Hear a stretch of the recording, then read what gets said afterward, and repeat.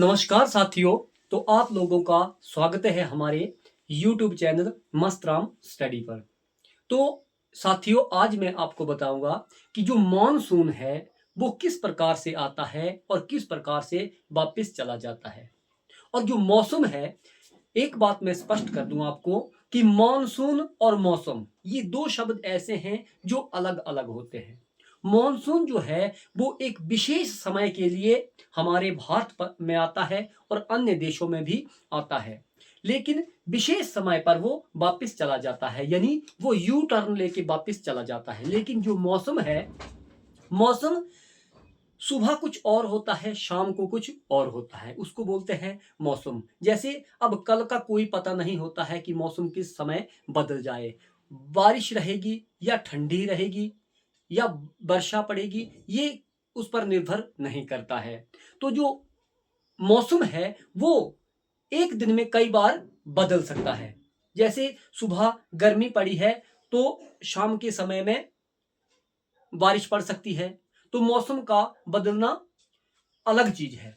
और जो मॉनसून होता है, आज मैं मॉनसून के विषय में आपको बताने वाला हूं।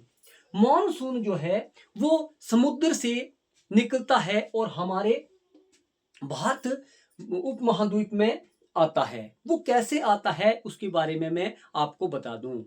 तो जो गर्मियां पड़ती है, भीषण गर्मियां होती है, गर्मियों के दिनों में भीषण गर्मी होती है, उस गर्मी को बचाने के लिए हमें बरसात शुरू हो जाती है, मॉनसून आता है। ये मॉनसून कैसे आता है, आइए इस मैप के माध्यम से मैं आपको बताता हूं कि जब मॉनसून जो है वो हिंद महासागर और अरब सागर, हिंद महासागर और अरब सागर से ये गर्मियों के दिनों में ये पश्चिम दक्षिण से ये पूर्व उत्तर की ओर बहता है। इस तरह से ऊपर की ओर ये बहता है।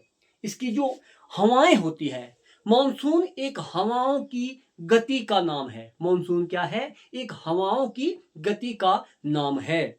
अब हवाओं की गति जो है वो किस प्रकार से चलती है, तो मैं आपको बता दूं। जब भीषण गर्मी पड़ती है उसके तुरंत बाद ही मॉनसून शुरू हो जाता है, यानी बरसात शुरू हो जाती है। आसान शब्दों में समझा जाए तो बरसात शुरू हो जाती है। तो रीजन क्या होता है कि जब गर्मी पड़ती है, सूर्य की गर्मी पड़ती है, इसका विशेष कारण जो है वो सूर्य की गर्मी को दिया जाता है, क्योंकि सूर्य की गर्मी के कारण ही मॉनसून आता है। वो कैसे आता है, आइए इस मैप के माध्यम से मैं आपको आज बताता हूं।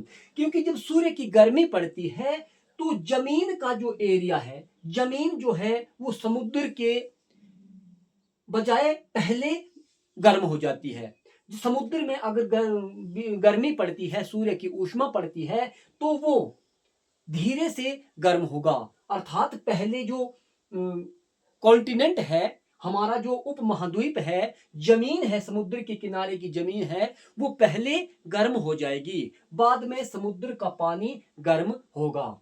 तो होगा क्या, जब यहां पर गर्मी पड़ेगी तो हमारा जो भारत उपमहाद्वीप है वो पहले गर्म हो जाता है। हम पहले अपने भारत की बात करते हैं, फिर आपको पूरा समझ आ जाएगा। तो यहाँ पर पहले गर्मी पड़ती है तो ये पहले गर्म हो जाएगा, लेकिन जो समुद्र का एरिया है वो बाद में गर्म होगा। होगा क्या, जब यहाँ पर अधिक गर्मी बढ़ जाएगी तो यहाँ पर जो प्रेशर है वो लो प्रेशर हो जाएगा। जहां ज्यादा गर्मी पड़ती है, जहां पर ज्यादा गर्म हो जाती है जो जमीन, वहां पर लो प्रेशर होता है, और जो ठंडा क्षेत्र होता है वहां प्रेशर जो है वो हाई प्रेशर हो जाता है। और कारण क्या हो जाता है कि जो हवाएं हैं फिर वो हाई प्रेशर से लो प्रेशर की ओर बहना शुरू हो जाती है, हाई प्रेशर से लो प्रेशर की ओर बहना शुरू हो जाती है। तो गर्मियों के दिनों में जब ये यहाँ पर हमारे हिंदुस्तान में लो प्रेशर हो जाता है तो हिंद महासागर और अरब सागर में हाई प्रेशर होता है उस समय, क्योंकि वहां पर पानी जो है वो ठंडा होता है और हमारी जो जमीन का एरिया है उस पानी के मुकाबले में ज्यादा गर्म होता है। और ये हवाएं जो है फिर इस साइड बहना शुरू हो जाती है, उत्तर और पूर्व की साइड बहना शुरू हो जाती है। जो अरब सागर की मानसून की हवाएं हैं, जो अरब सागर की हवाएं हैं, वो ही हमें प्रभावित करती है, वो ही हमारे को बरसात पहुंचाती है पूरे हिंदुस्तान में। लेकिन जो हिंद महासागर है, हिंद महासागर केवल कुछ ही एरिया, हिंद महासागर का जो हवाएं हैं, हिंद महासागर से जो हवाएं आती है, जो पवनें आती है, वो कुछ ही एरिया, तमिलनाडु जैसे एरिया में आकर वो 1% मान के चलो कि आप हमारे हिंदुस्तान में सिर्फ 1% ही वो मानसून पहुंचाती है। बाकी मानसून ये हवाएं जो है ये आगे की ओर बहती और ये म्यांमार जैसे, म्यांमार, थाईलैंड, कंबोडिया जैसे देशों को ये मानसून पहुंचाती है। लेकिन जो अरब सागर की हवाएं हैं, अरब सागर की हवाएं ही हमारे पूरे देश में, अरब सागर की हवाएं हमारे पूरे देश में मानसून को पहुंचाने का काम करती है। और अंत में ये धीरे धीरे जैसे हवाएं ऊपर बढ़ती है तो जहां जहां इसको पर्वत मिलते हैं उसके साथ टकरा कर अब हवाएं जो चलती है, तो ये समुद्र से हवाएं चलती है तो ये अपने साथ नमी को भी साथ लेकर चलती है। क्या करती है? नमी को भी साथ लेकर ऊपर चलती है। जब नमी को साथ लेकर चलती है तो जहां पर इसको पर्वत मिलता है, ये वहां पर अपनी उस वर्षा को, उस पानी को, उस वाष्प को वहीं पर गिरा देती है वो हवाएं। लेकिन जब अंत में ये लद्दाख रीजन में पहुंचती है तो आपको पता है सबसे कम बारिश जो है वो लद्दाख में होती है। कारण क्या है? जब मानसून यहां से उड़ता है तो यहां पर कई पर्वत हैं, हिंदुस्तान में कई पर्वत श्रेणियां हैं। मैं पिछली वीडियो में आपको कई पर्वत के बारे में आपको पढ़ा चुका हूं। तो कई पर्वत श्रेणियां हैं, इसको पार करने में काफी समय लग जाता है। और जो मानसून है, जो मानसून की हवाएं हैं, वो पर्वतों के साथ टकराकर अपना पानी जो है वहीं पर गिरा देती है। तो कारण क्या होता है कि जब लद्दाख तक पहुंचती है तो वर्षा बहुत ही कम होती है। यही कारण है कि लद्दाख और जम्मू कश्मीर में जो है वो बारिश सबसे कम होती है, सबसे कम वैसे लद्दाख में होती है। तो फिर ये हवाएं जो है ये फिर सर्दियों में यू टर्न लेके वापस चली आती है, यू टर्न लेके वापस चली आती है। ऊपर से ये यू टर्न लेके फिर वापस चली आती है। अब वापस क्यों आती है? इसका कारण क्या होता है कि जब सूर्य की गर्मी जो है वो कम हो जाती है, सूर्य की गर्मी कम हो जाती है तो जो जमीनी क्षेत्र है, जो जमीन का क्षेत्र होता है वो पहले ठंडा हो जाता है, वो पहले ठंडा हो जाता है। और जो पानी वाला क्षेत्र होता है, यानी जो अरब सागर है और हिंद महासागर है, वो बाद में ठंडा होता है।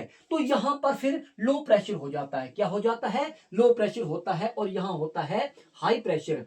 यहां हाई प्रेशर होता है ऊपर हमारे कॉन्टिनेंट में, हमारे उपमहाद्वीप में, और हिंद महासागर और अरब सागर में लो प्रेशर होता है। और मैंने पहले आपको बता दिया, जब लो प्रेशर होता है तो हाई प्रेशर से लो प्रेशर की तरफ जो हवाएं हैं वो गिर सकती हैं और गिरती है। ऐसे यू टर्न लेके वो सर्दियों में फिर वापस आती है और वो धीरे धीरे वो चुपचाप दबे पांव वो हिंद महासागर और अरब महासागर की तरफ चली आती है। लेकिन आती बार ये आपको पता है उस समय मौसम जो है वो शुष्क रहता है। कारण क्या होता है कि जिस समय ये हवाएं ऊपर की तरफ बढ़ती है, जब ये पूर्व पश्चिम की, ये पूर्व उत्तर की तरफ बढ़ती है हवाएं, तो इनके साथ कई प्रकार की नमी होती है। ये अपने साथ वाष्प, जल वाष्प को लेकर उड़ती है और ऊपर ही ये वर्षा के रूप में छोड़ के वापिस चली आती है। तो वापिस आते समय इन हवाओं में नमी नहीं होती है, इसलिए मौसम जो है उस समय शुष्क मौसम रहता है। लेकिन जो तमिलनाडु का एरिया है, तमिलनाडु के एरिया में उस समय भी काफी बारिश होती है। कारण क्या होता है कि जब हवाएं हिंद महासागर की जो हवाएं हैं ये ऊपर से वापिस आती है तो ये बंगाल की खाड़ी, वे ऑफ बंगाल के ऊपर से होती हुई आती है और ये एक सागर को पार करती है। वे ऑफ बंगाल, बंगाल की खाड़ी को पार करती है और बंगाल की खाड़ी से वाष्प को, वहां की नमी को उठाकर साथ में ले आती है और ये तमिलनाडु जैसे क्षेत्रों में आकर वर्षा कर देती है। इसी कारण वापिस आते हुए भी तमिलनाडु जैसे एरिया में वर्षा हो जाती है।